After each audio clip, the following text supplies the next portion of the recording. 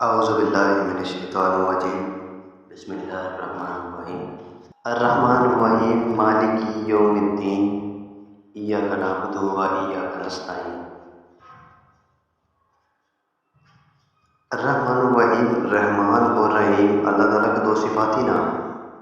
رحمان کا معنی ہے نعمتیں عطا کرنے والی وہ ذات جو بہت زیادہ رحمت فرمائے، اور رحیم کا معنی ہے بہت زیادہ رحمت فرمانے والا۔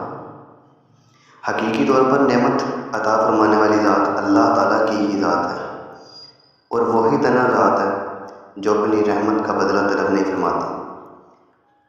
ہر ایک چھوٹی بڑی ظاہری باطنی جسمانی روحانی دنیاوی اور آخروی نعمت اللہ تعالیٰ ہی عطا فرماتا ہے، اور دنیا میں جس شخص تک جو نعمت پہنچتی ہے وہ اللہ کی رحمت سے ہی ہے، کیونکہ کسی کے دل میں رحم کا جذبہ پیدا کرنا، رحم کرنے پر قدرت دینا، نعمت کو وجود میں لانا اور دوسرے کا اس نعمت سے فائدہ اٹھانا، اور وہ فائدہ اٹھانے کے لیے عذاب کی سلامتی عطا کرنا، یہ سب کچھ اللہ تعالیٰ ہی کی طرف سے ہے۔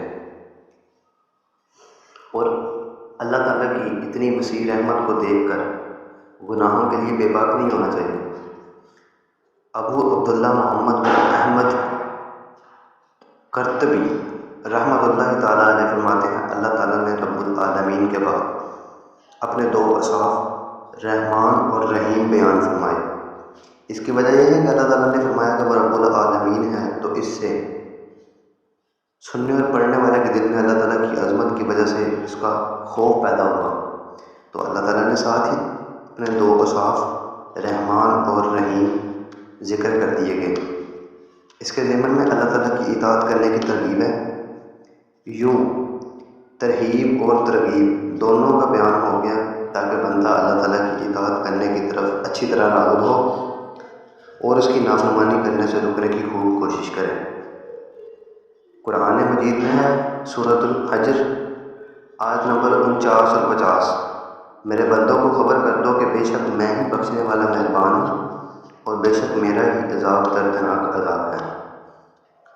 سورۃ المومن آیت نمبر 3 میں اللہ تعالیٰ نے ارشاد فرمایا، گناہ بخشنے والا اور توبہ قبول کرنے والا، سخت عذاب دینے والا، بڑے انعام عطا فرمانے والا اللہ ہے، اس کے سوا کوئی معبود نہیں، اسی کی طرف پھرنا ہے۔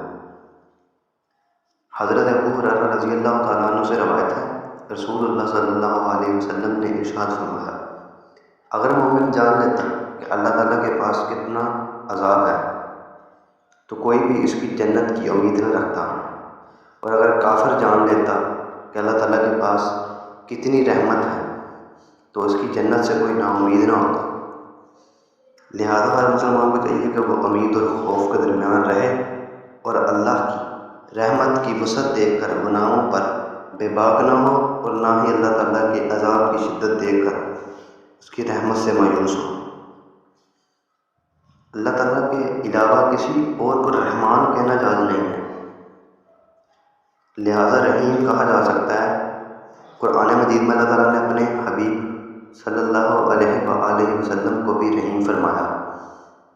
سورۃ التوبہ میں آیت نمبر 128 میں اللہ تعالیٰ نے ارشاد فرمایا، بے شک تمہارے پاس تم میں سے وہ عظیم رسول تشریف لے آئے جن پر تمہارا مشقت میں پڑنا بہت باری گزرتا ہے، وہ تمہاری بدائی کے نہایت چاہنے والے، مسلمانوں پر بہت زیادہ مہربان، رحمت فرمانے والے ہیں۔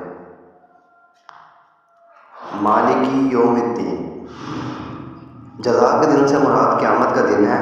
اس دن نیک اعمال کرنے والے مسلمانوں کو ثواب ملے گا، اور گناہ گاروں اور کافروں کو سزا ملے گی، جبکہ مالک اسے کہتے ہیں جو اپنی ملکیت میں موجود چیزوں کو جیسے چاہے تصرف کرے۔ اللہ تعالیٰ اگرچہ دنیا آخرت دونوں کا مالک ہے، لیکن یہاں قیامت کے دن کو بطور خاص اس لیے ذکر کیا تاکہ اس دن کی اہمیت دل میں بیٹھے۔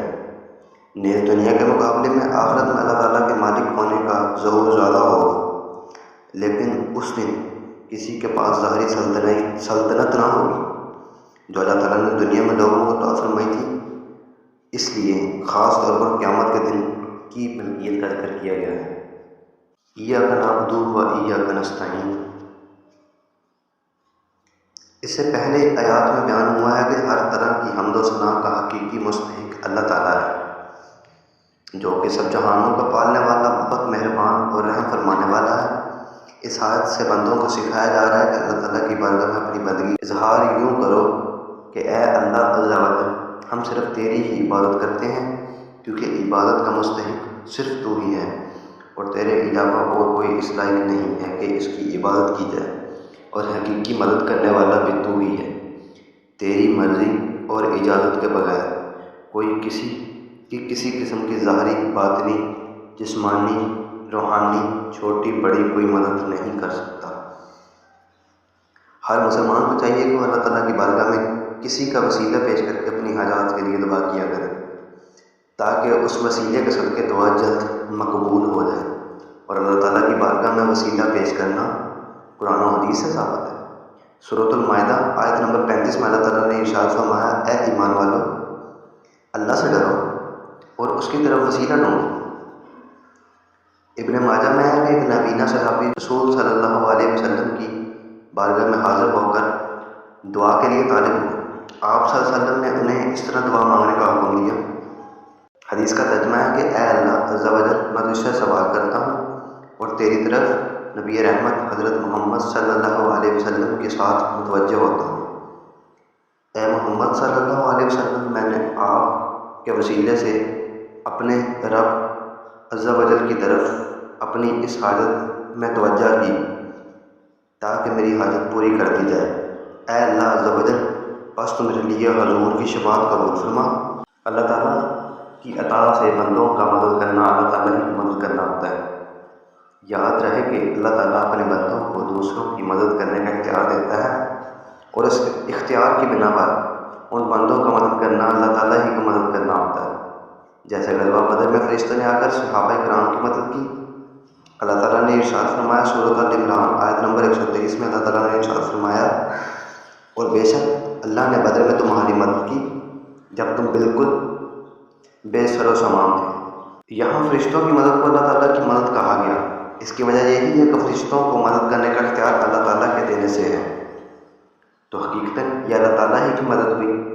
یہی معاملہ انبیاء کرام اور اولیاء اعظام کا ہے کہ اللہ عز و جل کی عطا سے مدد کرتے ہیں، اور حقیقتاً وہ مدد اللہ تعالیٰ کی ہوتی ہے، جیسے حضرت سلیمان نے اپنے وزیر حضرت آصف بن برقیہ رضی اللہ تعالیٰ عنہ سے تخت لانے کا فرمایا، اور انہوں نے پلک جھپکنے میں تخت حاضر کر دیا۔ اس پر انہوں نے فرمایا، ھذا من فضل ربی، اور یہ میرے رب کا فضل ہے۔